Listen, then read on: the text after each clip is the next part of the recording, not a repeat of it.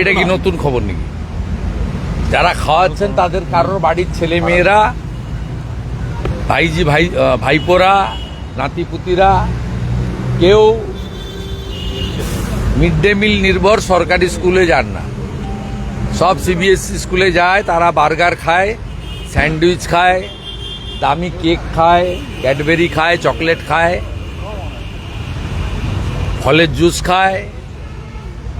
অতএব এটা তো পশ্চিমবাংলার কার্যত প্রান্তিক মানুষজন বা যারা সরকারি স্কুল নির্ভর তারা পাঠাচ্ছেন না। তবে এর নিজের ঘরে যতক্ষণ না অনুভূতি হচ্ছে ততক্ষণ তো সংবেদনশীলতা বা দায়িত্ববোধ কোনোটাই জাগ্রত করা সম্ভব নয়। তাছাড়া গোটা পশ্চিমবঙ্গে মিড ডে মিল যে একটা কেলেঙ্কারি, এটা তো বারে বারে প্রমাণিত হয়েছে এবং আমাদের অভিযোগের ভিত্তিতে তদন্তকারী টিম আসার পরে সিবিআইকে দিয়েছিল প্রাইমারি ইনভেস্টিগেশন করতে। তার মধ্যে ভোট ঘোষণা হয়ে যায়।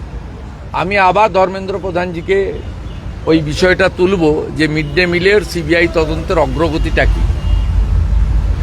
আমাকে নিজে বলেছেন তখনকার শিক্ষামন্ত্রী, আজকেরও শিক্ষামন্ত্রী, যে এটা fit case of the CBI. এবং তারা, আমি টুইটও করেছিলাম দেখবেন এক্স হ্যান্ডেলে, যে প্রাথমিক তদন্তের ভার দিয়েছিল সিবিআইকে। এবারে প্রাথমিক তদন্ত শেষ হয়েছে কিনা, শেষ না হয়ে থাকলে তাড়াতাড়ি তদন্ত কমপ্লিট করা এবং মিড ডে মিলের দুর্নীতির সঙ্গে সরাসরি মুখ্যমন্ত্রী নিজে যুক্ত। মুখ্যমন্ত্রী যুক্ত এই কারণে, মুখ্যমন্ত্রী যখন হিঙ্গলগঞ্জে গেছিলেন কম্বল বিতরণ করতে 2023 সালে, সেই সময় তিনি মিড ডে মিলের টাকা থেকে উত্তর চব্বিশ পরগনা প্রশাসন 1,80,00,000 টাকা দিয়ে তার মিটিং এবং কম্বল কেনার ব্যবস্থা করেছিল। মুখ্যমন্ত্রী যখন 2022 সালে রামপুরহাটের বকটুইতে গিয়ে ক্ষতিপূরণ দিয়েছিলেন, সেই ক্ষতিপূরণের চেক রামপুরহাট 2 নম্বর ব্লকের জয়েন্ট বিডিওর সই করা মিড ডে মিলের অ্যাকাউন্টের চেক ছিল। মুখ্যমন্ত্রী যখন নেতাজি ইন্ডোর স্টেডিয়ামে করমণ্ডল এক্সপ্রেসের আহতদেরকে 20,000 টাকা করে চেক তুলে দিচ্ছিলেন অনুষ্ঠান করে, পাবলিসিটি করে, সেই চেকগুলো ভগবানপুর 1 নম্বর ব্লকের মিড ডে মিলের টাকা থেকে। তো এই দুর্নীতির সঙ্গে সরাসরি মুখ্যমন্ত্রী নিজে যুক্ত। তাই আমি বিষয়টা তুলে ধরব। আজকে যে ঘটনার পরিপ্রেক্ষিতে এতগুলো কথা বললাম, আমি অনুরোধ করব মিড ডে মিলের যারা সরকারি আধিকারিকরা কন্ট্রোল করছেন বা শিক্ষক শিক্ষিকারা পরিচালনা করেন, দয়া করে একটু যত্নশীল হন। আপনাদের ছেলে মেয়েরা, আপনাদের বাড়ির ছোট্ট ছোট্ট শিশুরা, তারা কেন্দ্রীয় বিদ্যালয়গুলিতে পড়ছে, প্রাইভেট স্কুলগুলোতে পড়ছে, সেখানে তাদেরকে দামি দামি টিফিন, লাঞ্চ ইত্যাদির ব্যবস্থা করা হচ্ছে, হাইজেনিক খাবার দেওয়া হচ্ছে। দয়া করে এই ছেলে মেয়েগুলোকেও নিজের বাড়ির ছেলে হিসেবে মনে করে একটু দায়িত্বশীল হন।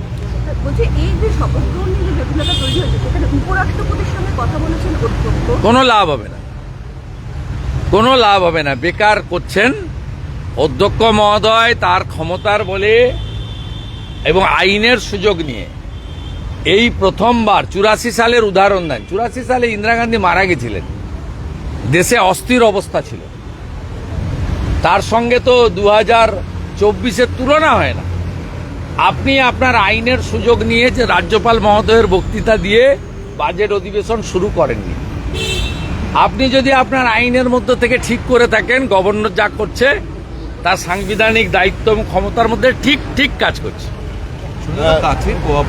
অতএব আপনি যাকে খুশি লিখুন। আপনার তো রাষ্ট্রপতির কাছে যাওয়ার কথা, আপনি এদেরকে এখানে বসিয়ে রেখেছেন কেন? এদেরকে আপনার তো সঙ্গে করে নিয়ে রাষ্ট্রপতির কাছে যাওয়ার কথা শুনেছিলাম। বলছি, দুর্গাপুর থেকে যে জঙ্গি ইতিমধ্যে অ্যারেস্ট হয়েছে তাকে এসটিএফ জিজ্ঞাসাবাদ করে বেশ কিছু তথ্য পেয়েছে ভারত এবং বাংলাদেশের শাহাদাত স্লিপার সেল তৈরি করছে সংশ্লিষ্ট জঙ্গি সংগঠন। এসটিএফ কিছু করতে পারবে না। এসটিএফ যেটুকু এগোচ্ছে একটা নবান্ন থেকে ধমক খেয়ে থেমে যাবে। তো এটা এনআইএ কে দিতে হবে ফিট কেস। ইন্টারন্যাশনাল মডিউল কাজ করছে, it's a fit case for NIA. রাজ্য সরকারের উচিত রিকমেন্ডেশন করা এনআইএ কে দেওয়া।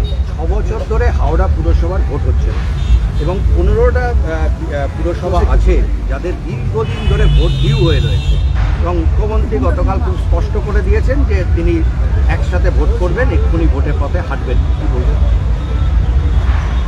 তো উনি তো একটাই তো পোস্ট, বাকি সব ল্যাম্প পোস্ট।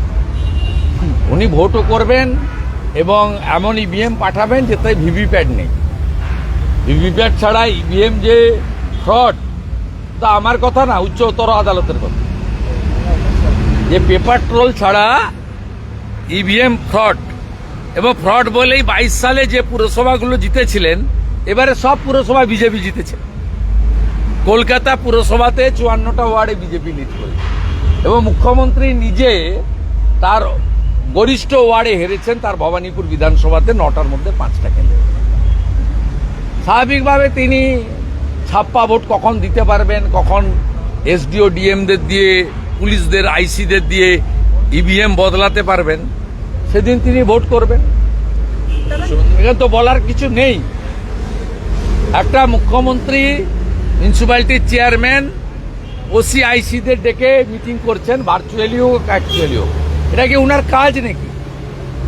এই যে ক্ষমতার বিকেন্দ্রীকরণ, তাহলে পৌরমন্ত্রী কেন, তাহলে পৌর সচিব কেন, তাহলে জেলা শাসক কেন, তাহলে এসডিওরা কেন, তাহলে পৌরসভাগুলোতে, কর্পোরেশনগুলোতে আইএস বসিয়েছেন কেন কমিশনার হিসেবে, ডাব্লিউবিসিএস দের বসিয়েছেন কেন চিফ এক্সিকিউটিভ অফিসার হিসেবে, প্রতিটা পৌরসভায় ইও হিসেবে এক্সিকিউটিভ অফিসার।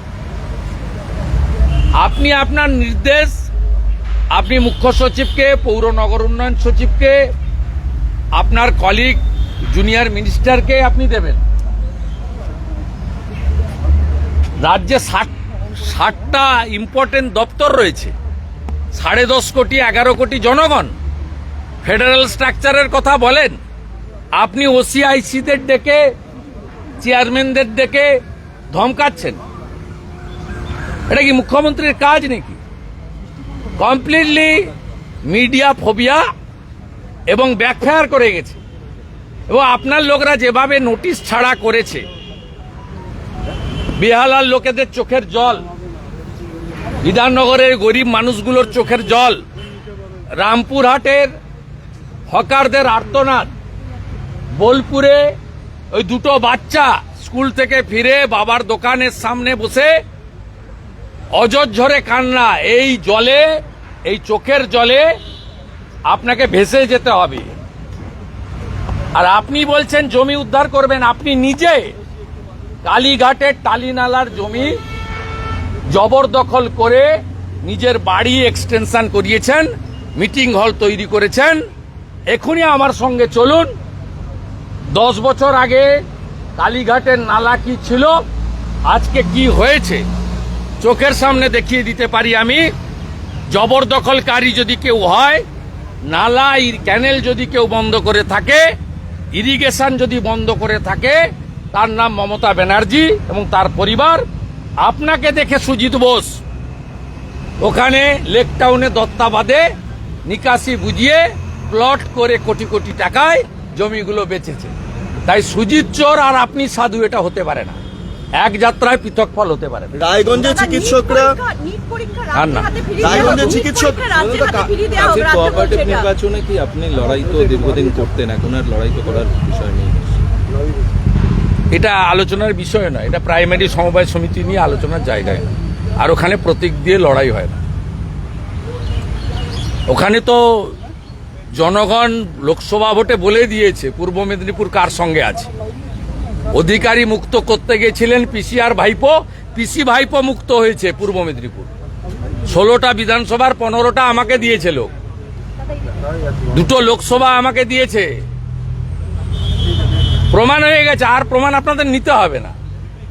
আর ওখানে সবই ঘুরিয়ে ফিরিয়ে আমি চালাই, এটা প্রমাণিত হয়ে গেছে। যাকেই বসান না কেন, ঘুরিয়ে ফিরিয়ে আমার সঙ্গে ফোনে কথা বলেই তিনি কাজ করেন। যাকে খুশি ডিএম পাঠান, যাকে খুশি পাঠান, কিন্তু কোলাঘাটের পরে গেরুয়া। কোলাঘাট থেকে একদম তামিলনাড়ুর বর্ডার অব্দি গেরুয়া, কোলাঘাট থেকে দীঘা গেরুয়া, উড়িষ্যা গেরুয়া, অন্ধ্রপ্রদেশ গেরুয়া, তেলেঙ্গানা গেরুয়া। শুভেন্দু কোলাঘাটের পরে নেই, আমরা এবারে কোলাঘাটের পর থেকে এদিকটায় আসবো। কোলাঘাট পেরিয়ে গেলে জয় জগন্নাথ গেরুয়া। বলছি শুভেন্দুদা, রায়গঞ্জে চিকিৎসকরা এভাবে মার খাচ্ছে, চিকিৎসকরা কি শুধু মার খাওয়ার জন্য? 5 জন চিকিৎসককে মারা হয়েছে বিতরক। আজকে রায়গঞ্জের চিকিৎসকরা তারা বিক্ষোভ দেখাচ্ছেন, রায়গঞ্জ মেডিকেল কলেজের ঘটনা। আপনি এই প্রশ্নটা শ্যামাপ্রসাদ ডক্টর এসপি দাসকে জিজ্ঞেস করুন। একটা আনঅথরাইজ পার্সন, তিনি কন্ট্রোল করছেন স্বাস্থ্য দপ্তর। Doctor SP Das is controlling স্বাস্থ্য দপ্তর। আপনি নারায়ণ স্বরূপ নিগমকে জিজ্ঞেস করুন, চন্দ্রিমা ভট্টাচার্যকে জিজ্ঞেস করুন, ডাক্তার শান্তনু সেনকে জিজ্ঞেস করুন, ডাক্তার নির্মল মাঝিকে জিজ্ঞেস করুন। আপনারা জানেন না স্বাস্থ্য দপ্তরটা অ্যাকচুয়ালি কে চালায়। দাদা, নিট পরীক্ষা রাজ্যের হাতে ফিরিয়ে দেওয়ার আবেদন করা হচ্ছে রাজ্যের পক্ষ থেকে। নিট পরীক্ষা রাজ্যের হাতেই ফিরিয়ে দেওয়া হোক। ডাক্তারি পরীক্ষাটা রাজ্যের হাতেই। তো উনি অনেক কিছু চেয়েছেন, ওই ন্যায় সংহিতা চালু করতে না বলেছিলেন, সোমবার দিন চালু হচ্ছে। তো উনি যা চাইবেন তাই হবে নাকি? 29টা লোক নিয়ে উনি যা চাইবেন তাই হবে নাকি? এনডিএর 300-র উপরে এমপি আছে। আজকে ডেপুটি স্পিকার উনি কে? দেশে তো অপরার সঙ্গে, আর দেশের সরকার কথা বললে মেন অপোজিশনের সঙ্গে কথা বলবে, যারা 99টা সিট পেয়েছে। উনি তো জাতীয় স্তরে অপ্রাসঙ্গিক, ইরেলিভেন্ট। তিনি তো কদিন আগেই প্রধানমন্ত্রীজিকে চিঠি লিখে বলেছেন ন্যায় সংহিতা বলে 3টে ক্লজ চালু করতে না বলেছেন। তারপরেই তো ভারত সরকার নির্দেশিকা জারি করেছে যে সোমবার থেকে এটা কার্যকর হবে। অতএব উনি বলে ফেললেই সব হবে। আপনার কলকাতার চ্যানেলগুলো এটাকে বিরাট ইম্পর্টেন্স দিতে পারে, জাতীয় স্তরে এটা ইরেলিভেন্ট। বলছি আজকে অবস্থানের তৃতীয় দিনে ডেপুটি স্পিকার এসে বসলেন অবস্থানে। সবই সম্ভব। আপনাদের ক্যামেরা ঢোকা বন্ধ ছিল বিজেপির প্রতিবাদের জন্য, আপনাদের ক্যামেরা এলাও। আমাদের দিদিরা, দিদি ভাইরা, তারাও সোমবার বসছে রোশনারা বিবির উপরে অত্যাচারের সিবিআই তদন্তের দাবি করে। আশা করি সেদিন এক যাত্রায় পৃথক ফল হবে না।